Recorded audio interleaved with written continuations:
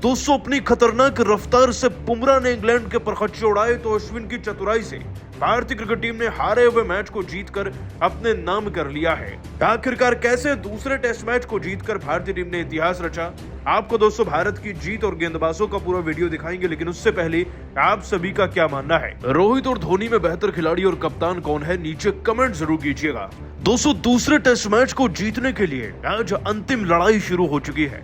एक तरफ भारतीय क्रिकेट टीम ने 400 का टारगेट दिया है तो उधर इंग्लैंड की टीम अपनी जोरदार बल्लेबाजी से भारतीय खिलाड़ियों को खदेड़ने के लिए तैयार दिख रही थी। लेकिन जितनी तैयार इंग्लैंड की टीम थी उससे कई गुना ज्यादा तैयार भारतीय गेंदबाज थे। इनफैक्ट यूं कहिए कि भारत के ऑलराउंडर थे और ज्यादातर तौर पर दोस्तों अश्विन और अक्षर का जादू ऐसा चला कि अश्विन ने तो इतिहास रच ही दिया है और अक्षर का भी क्या ही कहना। दोस्तों अश्विन ने तो बेन डकेट का विकेट लेकर हमें तीसरे दिन में ही जीत की सीढ़ी पर चढ़ा दिया था, लेकिन असली मजा आज शुरू हुआ खेल के चौथे दिन के खेल में। ऐसे दोस्तों पहला सेशन आया ना, विकेट्स की झड़ी लगा कर रख दी रविचंद्र अश्विन ने। देखिए दोस्तों जैक क्रॉली तो सेट थे मैदान पर है, लेकिन दूसरे छोर से तो विकेट लिए जा सकते थे और दूसरे छोर को टारगेट किया सबसे ज्यादा रविचंद्र अश्विन ने।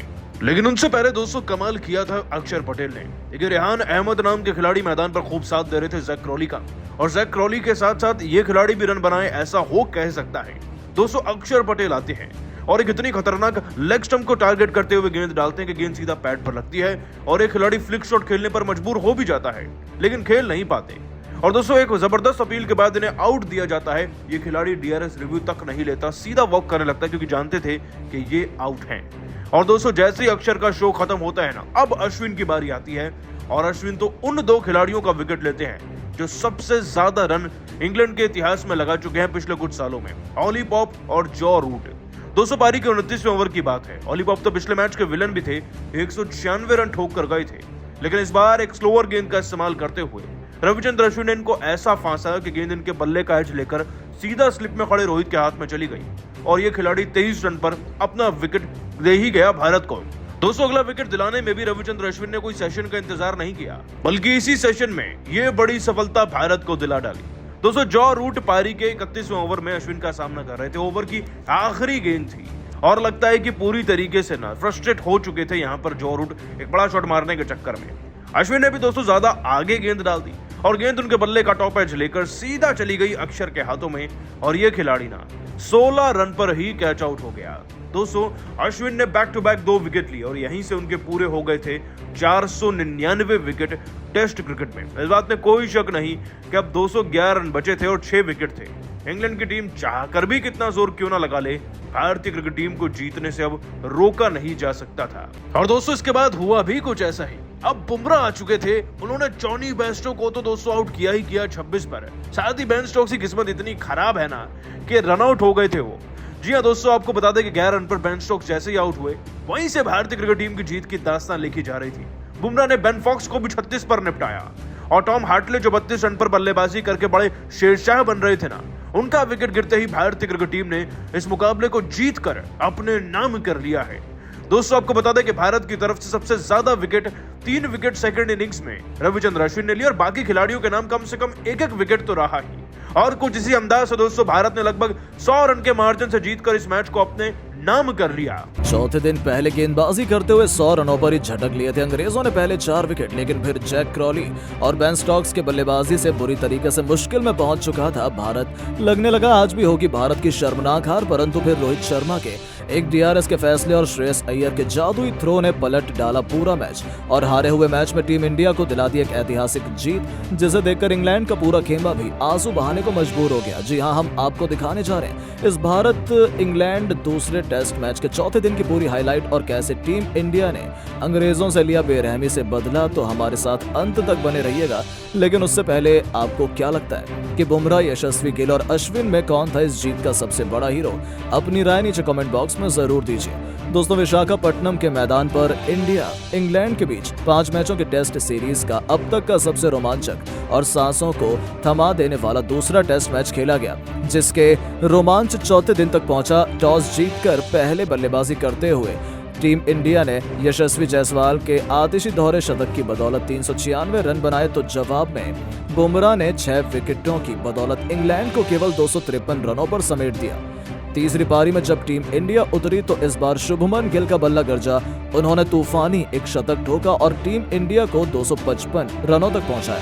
उनकी धाकड़ बल्लेबाजी के दम पर टीम इंडिया ने तीसरी पारी में कुल 398 रनों की लीड अंग्रेजों पर बनाकर उन्हें 399 रनों का लक्ष्य सौंपा। तीसरे दिन का खेल खत्म होने तक इंग्लैंड के धाकड़ बल्लेबाजों ने 14 ओवर खेलकर अपनी टीम को 67 रनों तक पहुंचा दिया था। जहां जैक क्रॉली 50 गेंद पर 29 रन बनाकर नाबाद थे तो रेहान अहमद 9 रन बनाकर उनका बखूबी साथ निभा रहे थे।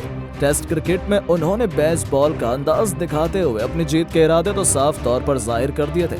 चौथे दिन की सुबह एक बार फिर ये दोनों खिलाड़ी अपनी टीम को जीत की तरफ अग्रसर करने के इरादे से उतर चुके थे। दूसरी तरफ खड़ी थी कप्तान रोहित की पलटन, जिन्हें जल्द से जल्द 9 विकेट चाहिए थे। पहले ही ओवर में रोहित ने अपने ब्रह्मास्त्र बुमराह को गेंदबाजी सौंप दी। आते ही उन्होंने अपनी आग उगलती हुई गेंदबाजी से पहला ओवर मिडन निकाल दिया। हालांकि सबसे बुरी खबर तो ये थी कि टीम इंडिया को शुरुआत में कोई भी सफलता हासिल नहीं हो पाई। बुमराह और अक्षर पटेल ने शानदार गेंदबाजी करते हुए दोनों बल्लेबाजों को खूब छकाया, खूब परेशान किया, लेकिन ये दोनों विकेट गिरने देने को तैयार नहीं थे। यहाँ तक कि जहाँ क्रॉली ने बुमराह को शानदार चौका लगाकर चौथे दिन की सुबह आक्रामक रुख अपनाना शुरू किया तो नाइट वॉचमैन के रूप में उतरे रेहान अहमद ने तो अक्षर पटेल के खिलाफ 18वें ओवर की पहली 2 गेंद पर ही मैदान के 2 कोनों पर 2 ताबड़तोड़ चौके लगाकर रोहित शर्मा और टीम इंडिया की चिंता को बढ़ा दिया था। भारतीय टीम ने 6 ओवर फेंक दिए थे, लेकिन कोई भी सफलता टीम इंडिया को नहीं मिल पाई थी।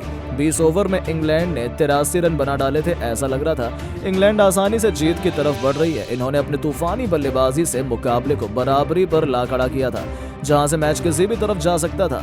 21वें ओवर की पहली गेंद पर एक बार फिर क्रॉली ने बुमराह का स्वागत विकेट के बिल्कुल पीछे चौके से कर दिया था। रोहित के पसीने छूट चुके थे, उनकी कोई भी रणनीति काम नहीं कर पा रही थी। पूरे स्टेडियम में पिन ड्रॉप साइलेंस था क्योंकि टीम इंडिया दबाव में नजर आ रही थी। यहाँ तक कि 22वें ओवर की दूसरी गेंद पर रोहित के हाथों से एक बेहतरीन मौका निकल गया। वो स्लिप में खड़े थे, हालांकि कैच मुश्किल था, लेकिन रोहित के लेवल के हिसाब से कैच होना चाहिए था। इसके बाद तो पूरे हिंदुस्तान में और भी ज्यादा मायूसी छा गई, लेकिन 5वीं ही गेंद पर अक्षर पटेल ने ईंट का जवाब पत्थर से देते हुए रेहान अहमद को अपने जाल में फंसा लिया।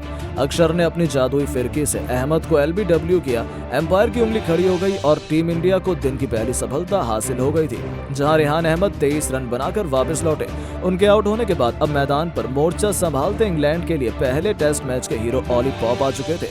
आते ही उन्होंने पहली गेंद पर बेहतरीन मौके से अपना खाता खोला और 22 ओवर में अपनी टीम को 99 रनों तक पहुंचा दिया। जहां इंग्लैंड को अपनी जीत के लिए केवल 300 रनों की तत्काल थी, इन दोनों ने एक बार फिर डटकर अपनी टीम को लक्ष्य की तरफ बढ़ाना शुरू कर दिया। जहां एक तरफ क्रॉली खतरनाक अंदाज में तो नजर आ ही रहे थे, तो वहीं पॉप ने भी आते ही सीधा चौके से गिल करनी शुरू कर दी। ऐसा लग रहा था इन दोनों को बल्लेबाजी में कोई भी परेशानी का सामना नहीं करना पड़ रहा है। अब रोहित शर्मा ने एक छोर से अपने तुरुप के इक्के अश्विन को गेंदबाजी में उतार दिया था, लेकिन उसका भी शुरुआत में कोई भी फायदा नहीं हुआ। जैक क्रॉली ने अक्षर पटेल के खिलाफ गेंदबाज के सिर के ऊपर से ही एक बेहतरीन चौका लगाकर अपना तूफानी अर्धशतक केवल 83 गेंद पर ठोक दिया था। इसी ओवर में स्ट्राइक पर उतरे लॉलीपॉप ने लगातार 2 गेंद पर 2 चौके लगाकर मैदान में तहलका मचा दिया। दोनों बल्लेबाजों ने मिलकर इस ओवर में 13 रन बटोर डाले, जहां इंग्लैंड के बेसबॉल के आगे टीम इंडिया की हालत खराब नजर आ रही थी। 28 ओवर में इंग्लैंड ने 132 रन बना लिए थे। ये टीम अब लक्ष्य से केवल 267 रन दूर रह गई, तो साफ तौर पर दिख रहा था कि भारतीय टीम के हाथों से मुकाबला निकलता जा रहा है। इंग्लैंड ने अब जीत का ऐलान कर दिया था, लेकिन तभी होता है एक बहुत बड़ा चमत्कार। पारी का 29वां ओवर लेकर आते हैं रविचंद्रन अश्विन और एक बार फिर वो टीम इंडिया के लिए संकट मोचन बने। अपनी दूसरी ही गेंद पर अश्विन ने अपने फिरकी का ऐसा माया जाल बुना जिसके सामने पॉप अपने घुटने टेक गए। यह गेंदबाज को समझ पाता उससे पहले गेंद ने पॉप के बल्ले का बाहरी किनारा ले लिया और स्लिप में खड़े कप्तान रोहित शर्मा ने कोई गलती नहीं की। उन्होंने एक आसान सा कैच लपका और टीम इंडिया को एक सबसे बड़ी सफलता हासिल हो गई थी, जहां अश्विन ने ऑली पॉप को अपने जाल में फंसाया। ये बल्लेबाज 21 गेंद पर 5 चौकों की बदौलत 23 रन बनाकर वापस लौटा और टीम इंडिया ने 132 बनाकर खेल रही इंग्लैंड को तीसरा झटका दिया।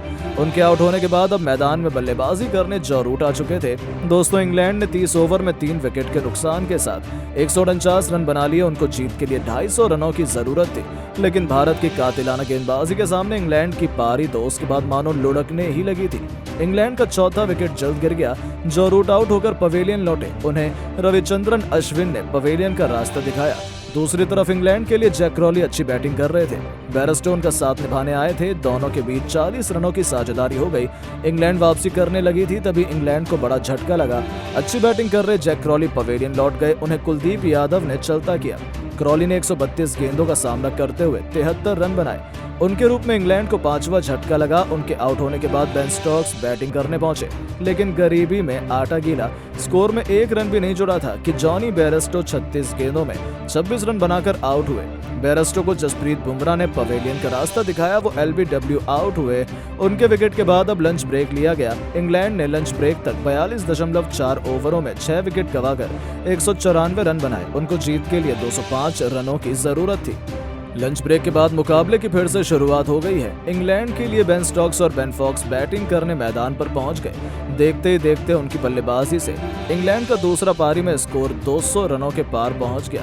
बेन स्टोक्स अपनी टीम की आखिरी उम्मीद है। तभी कुछ ऐसा हुआ कि टीम इंडिया इस मुकाबले की चैंपियन घोषित हो गई। श्रेयस अय्यर ने अपनी जबरदस्त थ्रो से बेन स्टोक्स को रन आउट कर टीम इंडिया की जीत की दास्तान लिख दी, जहां कप्तान केवल 11 रन बनाकर पवेलियन लौट गए और इंग्लैंड भारत के सामने घुटने टेक गई। हालांकि उसके बाद उनके बाकी बल्लेबाजों ने बहुत प्रयास किया।